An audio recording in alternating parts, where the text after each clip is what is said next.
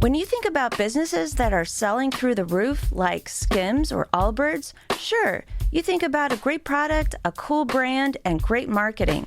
But an often overlooked secret is actually the businesses behind the business, making selling and for shoppers buying simple. For millions of businesses, that business is Shopify. It's home of Shop Pay, the #1 checkout in the world. You can use it to boost conversions up to 50%, meaning way less carts going abandoned and way more sales going through to checkout. Upgrade your business and get the same checkout Allbirds uses. Sign up for your $1 per month trial period at shopify.com/income, all lowercase. Go to shopify.com/income to upgrade your selling today. Shopify.com/income.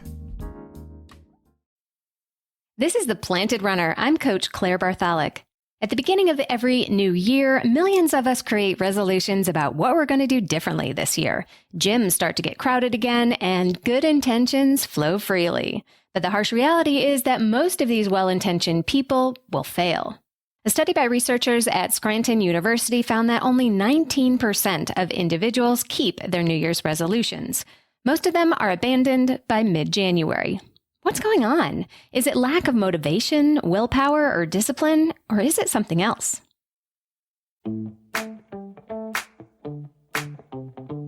Welcome to The Planted Runner. I'm Coach Claire Bartholic, and my mission is to help you improve your running, your mindset, and your life with science-backed training and plant-based nutrition.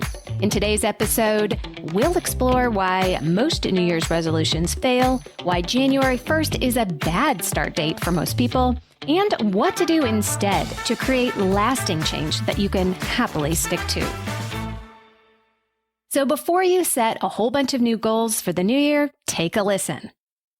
Now, if one of your goals is to run a spring marathon or half marathon, January is the time to start. If you're pretty DIY, but you still want the most thorough custom training plan you can get, I've got you covered. Or if you want the best plan combined with coaching and a great community, my PR team is a perfect fit. Let me help you run your best season yet. Head to theplantedrunner.com for all the details and sign up today. I bet you can guess what the top 3 New Year's resolutions are. Are you ready? They are getting in shape, getting out of debt, and getting more organized.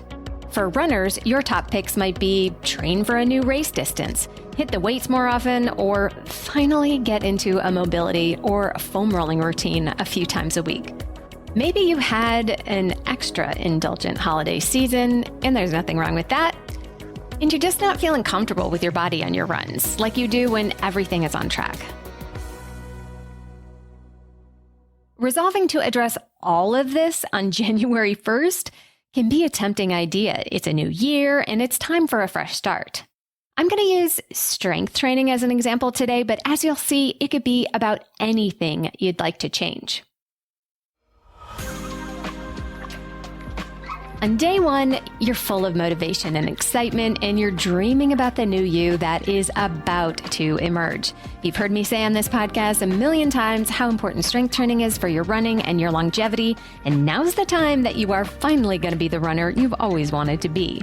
So you scroll through YouTube and find a perfect strength training video, and you hit it hard. And of course, I have some on my channel if you're interested. Yes, you'll be sore the next day, but hey, that's part of the deal when you're getting back in shape, right? Sure enough, you are sore the next day, really sore. But you can't give up on day 2, and you do it again. It's a lot harder than the first day, and you're moving much slower, but you muscle through it, literally. Day 3 rolls around and you're really starting to question yourself. It hurts to walk, it hurts to run, it even hurts to lift your cup of coffee. Maybe it's time for a rest day. The rest day certainly helps, but your motivation to strength train again is starting to fade. You start to remember why it's never been a habit for you because it's hard, you don't like it, and you've never been able to stick to this routine. Maybe you'll just go for a run instead, and if you feel okay at the end, you'll do a few lunges and squats. But then you forget about that and hit the shower instead. By mid to late January, you're right back to where you started, but now you feel the guilt and the shame of failing at what you set out to do. So what happened? And why are you one of the 81% that have failed? What is the other 19% doing differently? Did they just have more willpower? The simplest answer is that you're not ready to change yet. Now, I can hear you saying, no, I'm totally ready. I know this is what I need to do, and I want the results, and there's something about the change in the calendar that's motivating, right? Well, if that's the stage you're in, then you still have a little ways to go.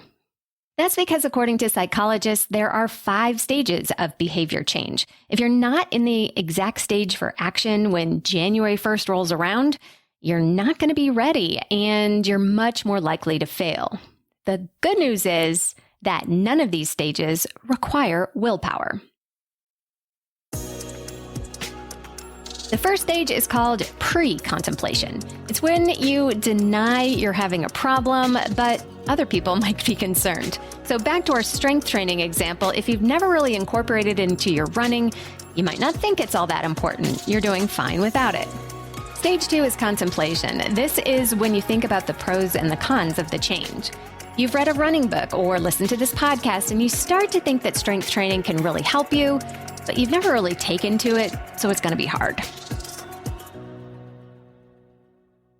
Stage 3 is preparation. You begin to take steps to get ready to make a change. You invest in some weights, you join a gym, or you check out a few online strength videos. I've got a whole series of strength and mobility workouts for runners on YouTube if you need some inspiration and easy to follow routines. This is a common place to simmer for a long time, especially with unlimited information at our fingertips. Learning a little bit about the kind of strength training runners need is awesome. Falling down an endless rabbit hole of every way that you can possibly strength train can trap you into paralysis. So do some homework, but accept that you'll need to learn and adjust even more as you take action. Stage 4 is where things actually start happening, and it's appropriately called the action stage. You go to the gym or you start doing strength work at home. And finally, the last stage is maintenance, which is where most people fall off the wagon. This is when you finally figure out how to stick to your change over the long term.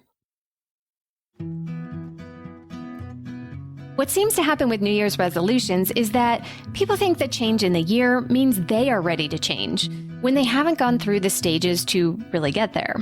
An arbitrary deadline comes and goes, and if you haven't come up with your maintenance plan before you took action, those actions are less likely to become a real habit.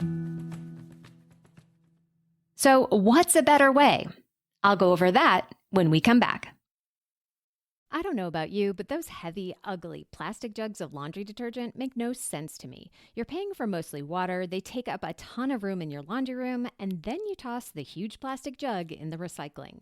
And did you know that 500 million of those bottles end up in landfills and oceans every single year? That's why I made the switch to Earth Breeze laundry sheets. They come in plastic-free packaging, take up almost no space, and you're not wasting your money paying for watery detergent. It's an easy way to get clean clothes without all that plastic waste. Get 40% off with your subscription at earthbreeze.com/plantedrunner. That's earthbreeze.com/plantedrunner. Welcome back to The Planted Runner. I'm Coach Claire Bartholic.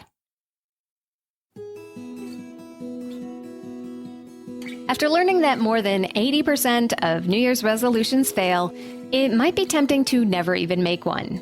I actually think that's an excellent idea. January 1st is no more special than January 7th or 21st or whatever date on the calendar.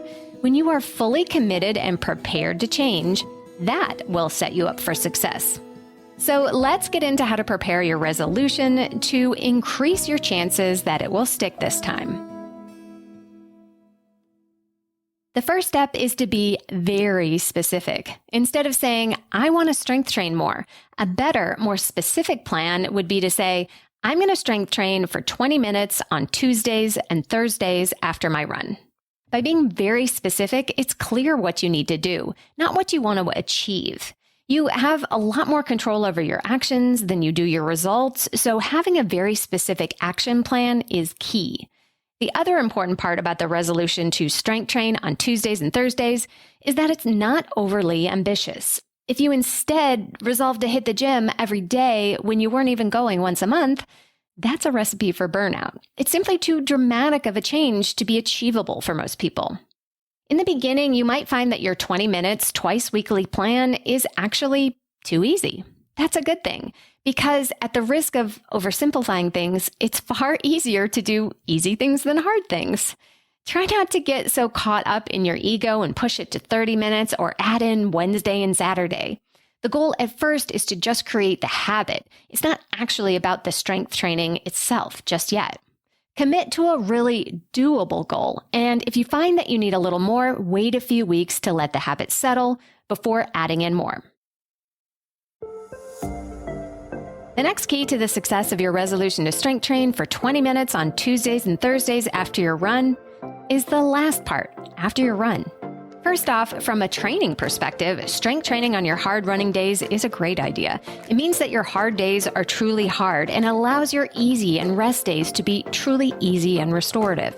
Concentrating your hard efforts on the same day gives you the best opportunity to recover, which is how we build strength and power. But the other reason this is a great idea is because you're habit stacking. Habit stacking is when you take an action that you already do habitually and add on another action that you're trying to make a habit.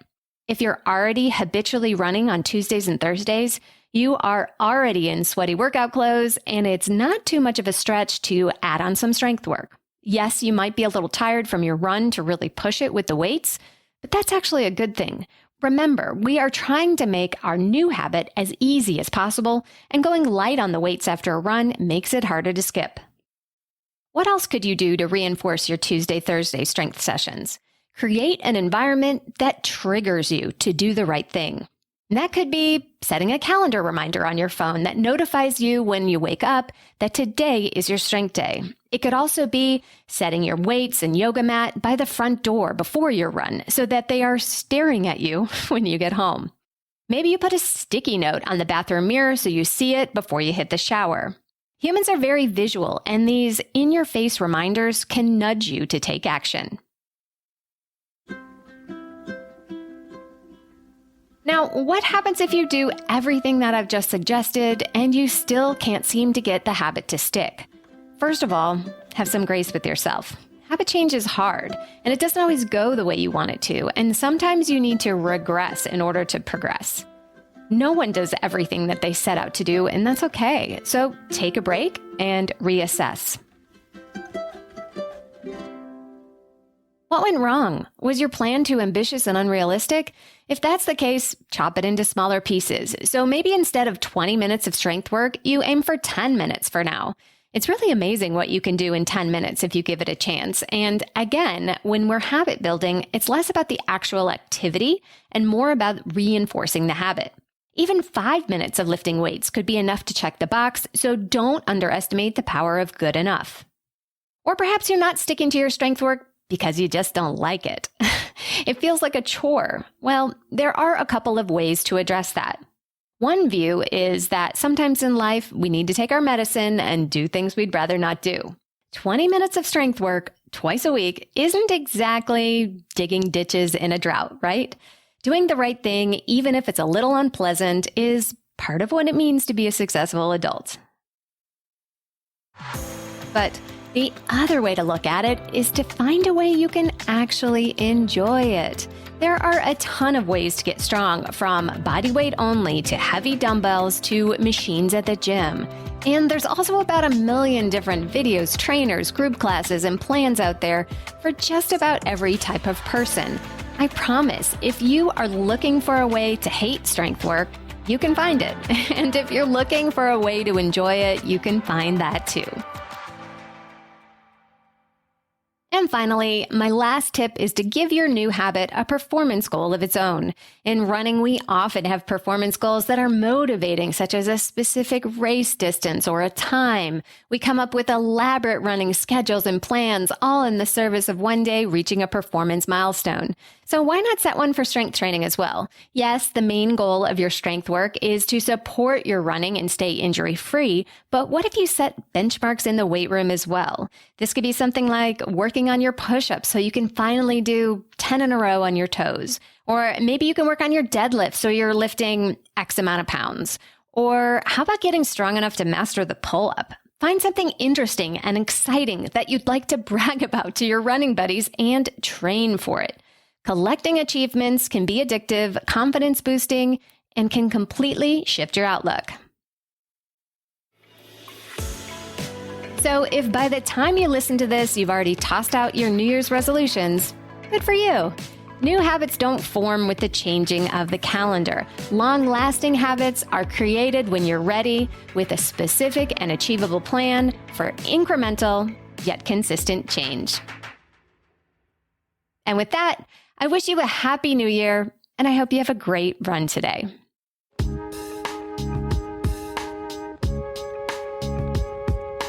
And now it's time for the Mental Strength Minute. Fortify your mind in 60 seconds or less. Today's topic is create a cue word. There is always going to be a time in a race where something goes off track. Maybe you drop your gel, your shoe comes untied, or your GPS doesn't work. This can derail your race if you're not careful. Practice getting back on track with a cue word like focus or form or some other word that reminds you to let it go and get back in the game. Practice your cue word often in training when your mind wanders so that it's second nature on race day. The word you choose will be associated with calmly getting back to work. You'll forget about what went wrong and focus on making everything right.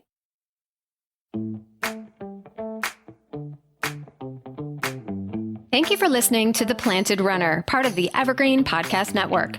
Don't forget that you can win free access to one of my sprint session masterclasses just for writing an Apple Podcast review. So be sure to write yours right after your run today. Reviews are the #1 way to boost this show's reach, and it's a great way to tell me what you'd like to hear next because I read every single one. Have a great run today. There is no hood like parenthood. When you meet a fellow parent, you just kind of get each other on a whole nother level. Hi, I'm Kanika Chadda Gupta. I'm a former CNN journalist, mom of 3, including twins, and host of That's Total Mom Sense, the podcast. I interview change makers on their life lessons, legacy, and superpower of intuition, aka their mom sense and dad sense.